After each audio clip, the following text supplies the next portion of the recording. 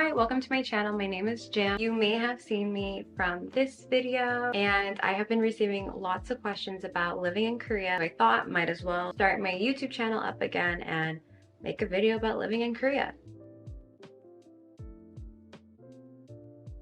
I am an English teacher in South Korea. I have been teaching English for a year and a half now. I currently teach at a hagwon. So a hagwon is a private school, aka an academy. Fortunately, my experience teaching in Korea has been pretty positive. I have actually made lots of great memories while teaching here. As we know, there is a rhetoric on hagwons being the worst decision for people to make. However, that wasn't my experience, but I'm not discrediting those who've had bad experiences. I've heard stories from friends of my own. When it comes to finding a good school here in Korea, 50% of it is trying to research the school and interview, not sticking with your first choice, always looking around. 45% of it is yourself and your intentions of being in Korea.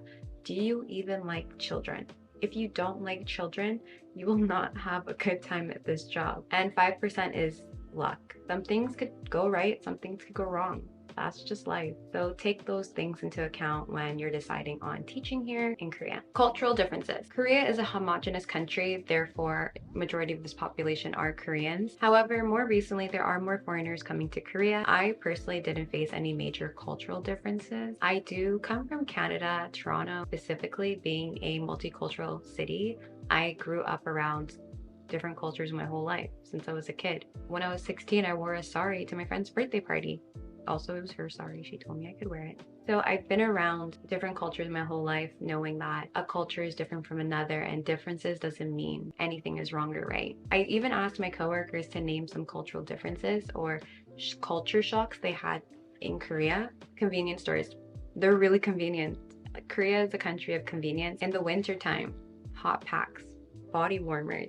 I'm Canadian and we don't have hot packs. That was life-changing for me. Iced Americanos, like that's nothing major. They just like to drink iced coffee a lot. There's medicine for everything. I did go to the clinic and said I had a flu and I got sleeping medication because she was like, oh, you probably don't sleep enough. And I was like, sure, I'll take it. I feel as though like you have to come here and decide for yourself because I don't know your culture and I don't know what would be different for you, but cultural differences, nothing major that will blow your mind. However, I will say I'm speaking from a person living in Seoul, so Seoul is much more foreigner friendly. I'm not too sure what's it like in the more rural regions of Korea.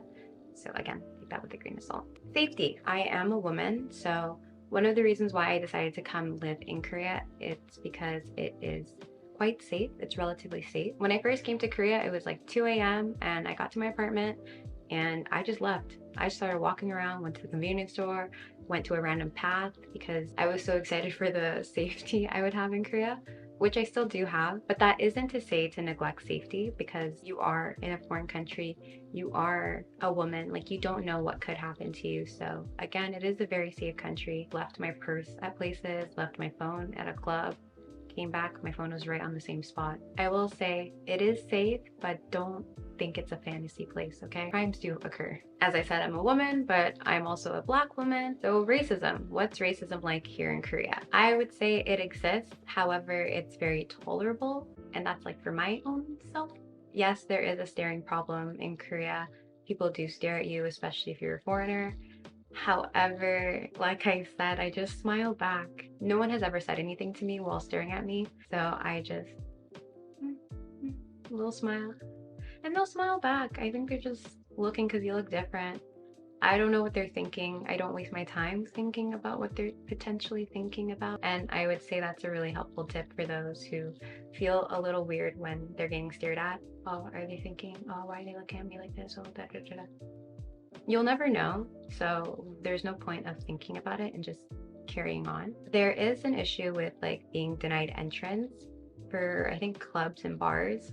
For myself, it's never happened, but there are Korean only clubs. And again, I never go there because they're Korean only. If you don't want me there, I'm not gonna go there. Why would I give you my money? Like, it's not a space I want to be around. So yeah, racism obviously exists. However, it's tolerable, which is kind of a weird thing to say about it, but It's the truth and it's my experience. Now on to friendship, assimilating and making friends in Korea. People always ask, oh, do you have any Korean friends? Is it hard making friends in Korea? Da, da, da, da. I do have like 2 Korean friends. I met them through one in person and one via like a learning language app. She's really lovely. Most of my friends are foreigners because we kind of share a common experience. We're all from different places of the world.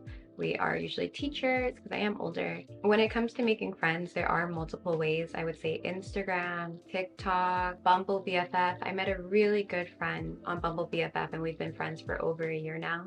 Take it with a grain of salt when it comes to friendships and living abroad. Unless you're trying to live long term and so are they, then you could really fulfill and make it valuable. However, there is value in short friendships too. It's all with your intentions and what you want from your friendship. Can you make Korean friends? Okay, question, do you speak Korean? Yeah, then yeah. And even if you don't speak Korean, there's even like language meetups where you can meet Korean people or foreigners. There's so many means to make friends. It's ultimately up to you. At the end of the day, you did come here. You had the courage to leave your home and come to a foreign place. Why are you scared to make friends now? You can do it. Korean language. Am I fluent in Korean? No. Am I learning? Of course. How much Korean do you need to know in order to live here? Technically, you don't really need to know any because we are in a digital era, so you have apps like Papago, Google Translate, they can help you. However, is it that fun to not try to learn the language of the country you're living in? Even if it is hard, I do suggest people to try their best and to learn it. It will make everything easier. And now just for personal opinions on stuff, my favorite areas to go to in Korea. On the weekends, I'm usually in Hannam-dong, Apgujeong, Yeonnam-dong. Those are my areas. I love them. They're a lot of fun. But there's an area for everybody. I love to hike. The mountains are beautiful here.